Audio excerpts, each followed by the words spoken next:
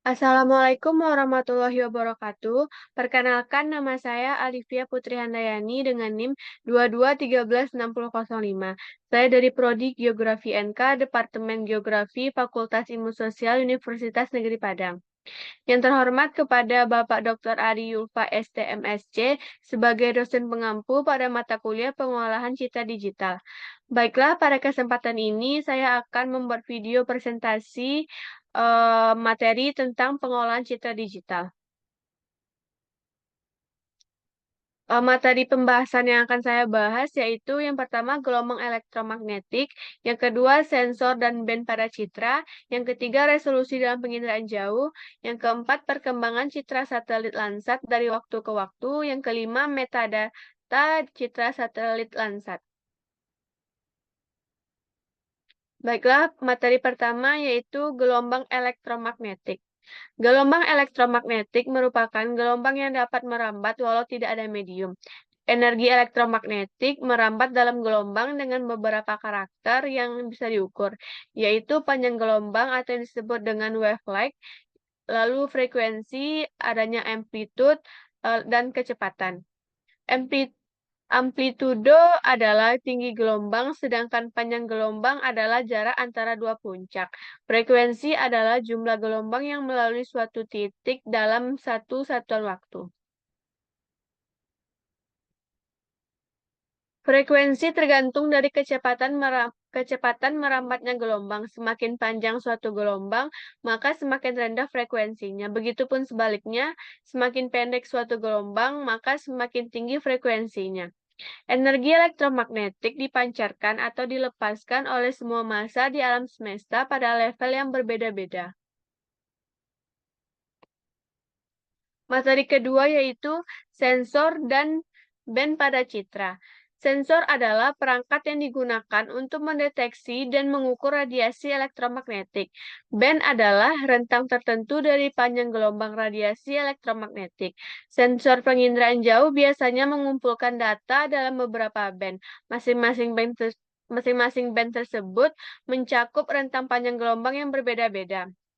Berikut beberapa contoh sensor dan band yang umum digunakan dalam penginderaan jauh, yaitu seperti adanya Landsat 8, Sentinel-2, dan MODIS. Materi ketiga yaitu resolusi dalam penginderaan jauh. Dalam penginderaan jauh, resolusi mengacu pada kemampuan sensor untuk membedakan objek dan fitur pada permukaan bumi. Ada 3 jenis resolusi utama, yaitu resolusi spasial, resolusi spektral, dan resolusi radiometrik. Yang pertama yaitu resolusi spasial. Resolusi spasial adalah ukuran objek terkecil yang dapat diidentifikasi pada citra. Ini ditentukan oleh ukuran piksel pada citra. Semakin kecil ukuran piksel, maka semakin tinggi resolusi spasialnya. Lalu resolusi spektral. Resolusi ini merupakan kemampuan sensor untuk membedakan panjang gelombang radiasi elektromagnetik yang berbeda. Ini ditentukan oleh jumlah band yang dimiliki oleh sensor. Semakin banyak band yang dimiliki sensor, maka semakin tinggi resolusi spektralnya. Lalu resolusi radiometrik merupakan kemampuan sensor untuk membedakan tingkat radiasi elektromagnetik yang berbeda. Ini ditentukan oleh jumlah bit yang digunakan untuk merekam nilai radiasi untuk setiap piksel. Semakin banyak bit yang digunakan, maka semakin tinggi resolusi radiometriknya. Materi keempat yaitu perkembangan citra satelit Landsat dari waktu ke waktu. Yang pertama yaitu peningkatan resolusi spasial. Resolusi spasial citra Landsat telah meningkat secara signifikan dari waktu ke waktu. Misalnya Landsat 1 memiliki resolusi spasial 80 meter, sedangkan Landsat 8 memiliki resolusi spasial 30 meter. Lalu yang kedua yaitu peningkatan jumlah band. Jumlah band pada citra Landsat juga telah meningkat dari waktu ke waktu. Landsat 1 memiliki 3 band, sedangkan Landsat 8 memiliki 11 band.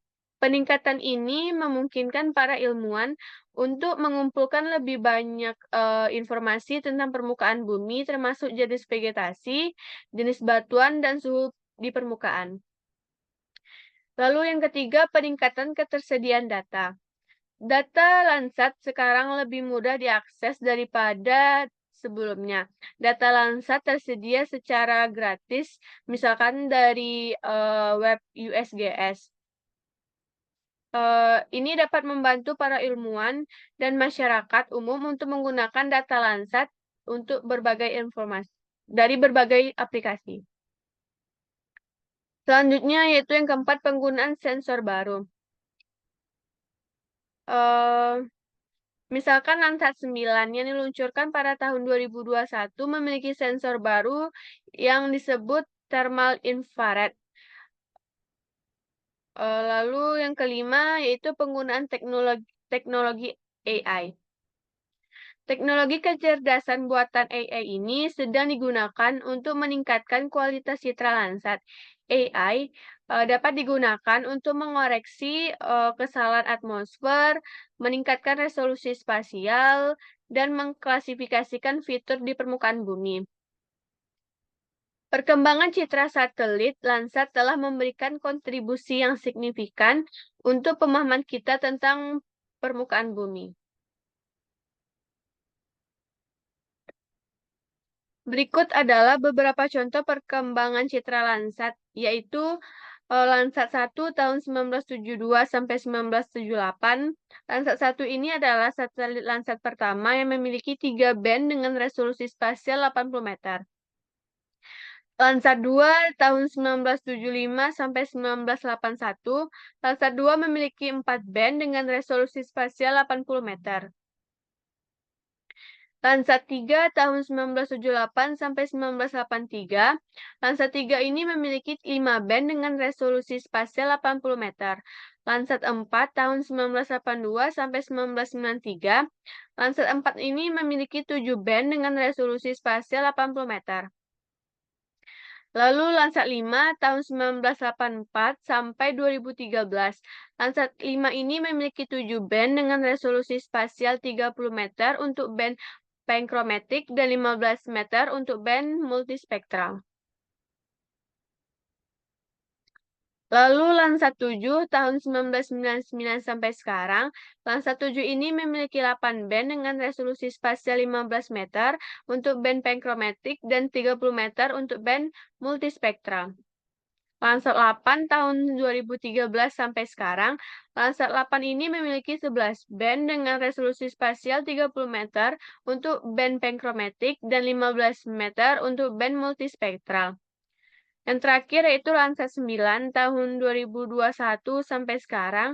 Landsat 9 ini memiliki 11 band dengan resolusi spasial 30 meter untuk band pankromatik dan 15 meter untuk band multispektral. Materi yang kelima yaitu metadata citra satelit Landsat. Metadata adalah informasi terstruktur yang menggambarkan dan menjelaskan suatu data lainnya. Tujuannya adalah untuk membuat data lebih mudah ditemukan, dipahami, digunakan, dan dikelola kembali. Metadata ini mencakup informasi seperti kualitas data, referensi spasial, akurasi data, dan informasi lainnya. Kita dapat mengakses metadata Landsat dari berbagai sumber termasuk NASA, USGS, dan ESA. Baiklah, sekian presentasi yang dapat saya sampaikan. Apabila ada kesalahan kata dalam penyampaian di dalam video, mohon dimaafkan. Wabillahi taufiq wal hidayah. Wassalamualaikum warahmatullahi wabarakatuh.